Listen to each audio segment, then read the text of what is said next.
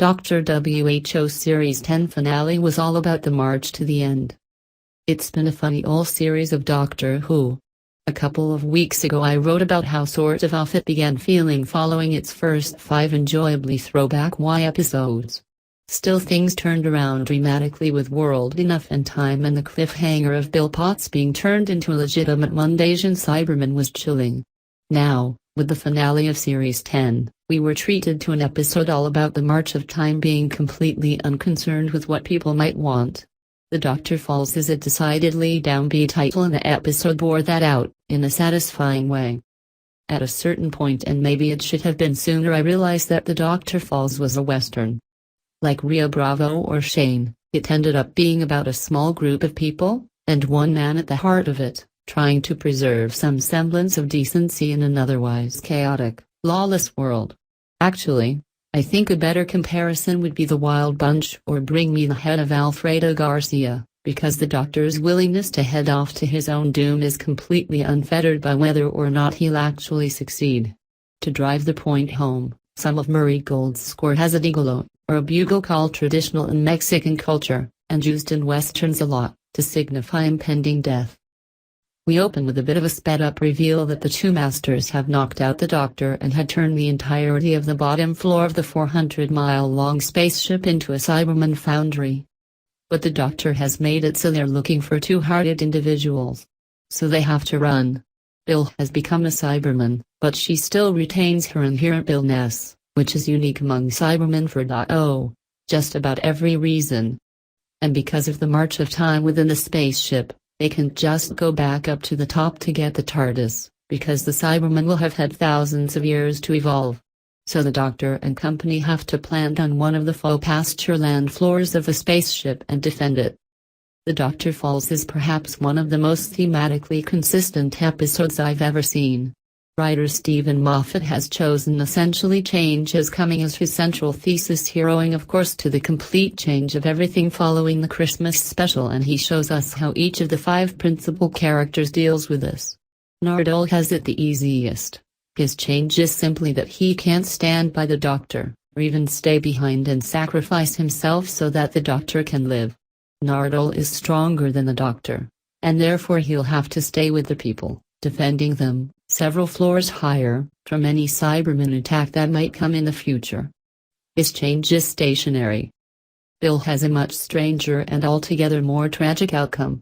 She's a Cyberman, but with feelings and memories, and people are afraid of her simply because, well, she's a Cyberman. So she truly cannot stay in this state forever. She is indistinguishable at a glance from any other Cyberman, so the townsfolk can't trust her, as evidenced by the moment of her getting shot accidentally by the startled woman in the house. Bill has chosen death over this life, and death beside the Doctor. Which she ultimately doesn't get. I did think that Bill's salvation. I truly would have been very upset if she just remained a Cyberman forever. Sidebar: Moffat is sure obsessed with turning characters into Cybermen, huh? He's turned Danny Pink, the Brigadier, and now Bill all into Cyberman. Dude. Ended up being a bit convenient. The sentient oil woman from the pilot shows up after the Doctor is dead on the battlefield, and Bill is still cyber alive, and turns her soul, I guess, into an oil person just like her. She also brings the Doctor back to the TARDIS, and Billy even reignites the Doctor's life signs, triggering again his regeneration. It sort of just felt like Bill's ending was the romantic equivalent of Clara going off in the TARDIS with Lady Me at the end of Series 9. But it was a change, and a fairly happy one, all things considered. Now we move on to the Masters. One thing Moffat did very nicely in this episode was explore what the dynamic between 2 versions of an evil character would be. We've seen many times that multiple Doctors would argue with himself a lot, because the Doctor is nothing if not totally self-loathing. But the Master is an egotist, and so not only gets along great with a version of himself, he actively flirts. Is it incest or masturbation? Luckily, we'll never have to know that. John Sims' Master represents the never-changing, never-faltering hatred that every Master from 1977 forward had, whereas in Michelle Gomez's Missy, We see a lot of the begrudging respect and sometimes allegiance that the original Roger Delgado master possessed.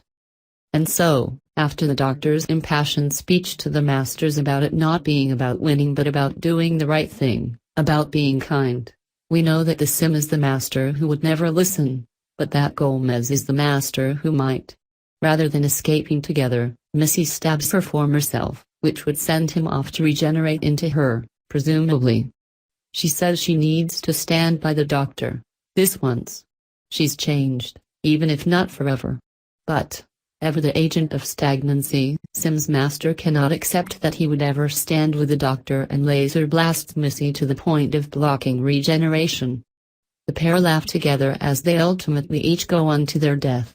Shooting yourself in the back is their end, and it evidently cannot be changed. The Doctor also, weirdly, seemed totally unprepared for change. He got shot by Cyberman Rilbade but staved off his regeneration in order to blow up with the Cyberman, which he does. But when Bill reignites his life, and he begins to regenerate, he doesn't want it.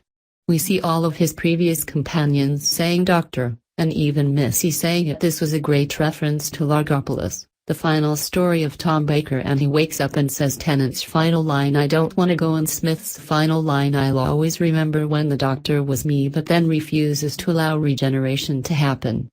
This is the end, this is how he'll be, live or die.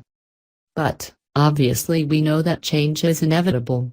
Peter Capaldi is leaving at Christmas, as is showrunner Stephen Moffat, after what will be his 6th series at the helm.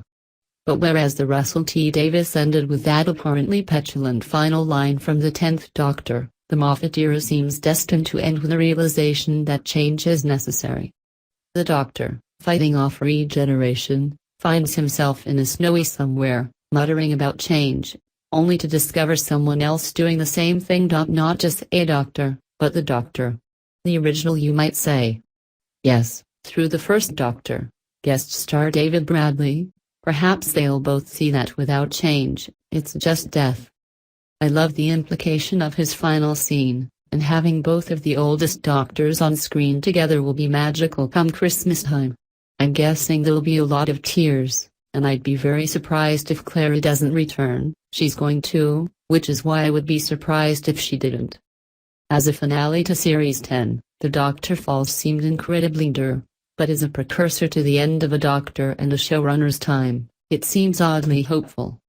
We'll have to wait until Christmas, but as the episode proves, the march of time will continue whether we're ready for it or not.